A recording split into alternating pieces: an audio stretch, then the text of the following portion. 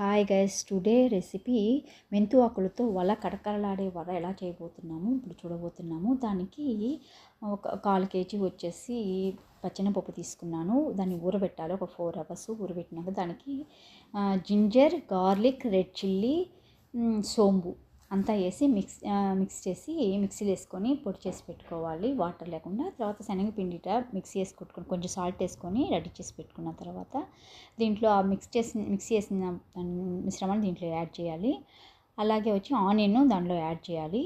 అలాగే మెంతు ఆకులను కూడా దాంట్లో కట్ చేసి చిన్న కట్ చేసి దీంట్లో యాడ్ చేయాలి. యాడ్ చేసి దాన్ని బాగా కలపాలి. కలిపి బాగా మిక్స్ చేసి పెట్టుకోవాలి. మిక్స్ చేసి పెట్టుకుని బాండ్లు పెట్టుకోవాలి. బాండ్లు పెట్టి దాంట్లో ఆయిల్, నేను నువ్వుల నూనె వేసానండి. దాంట్లో ఇట్లా వడలాగా చేసి కాల్చుకోవాలి. అంతేనండి, కరకరలాడే మెంతు ఆకులి వడ రెడీ అయిపోయింది. మీరు ట్రై చేసి చూడండి. నచ్చితే లైక్ చేయండి, సబ్స్క్రైబ్ చేయండి. మీకు ఎలా వచ్చిందో నాకు కామెంట్స్లో అండి. Thank you.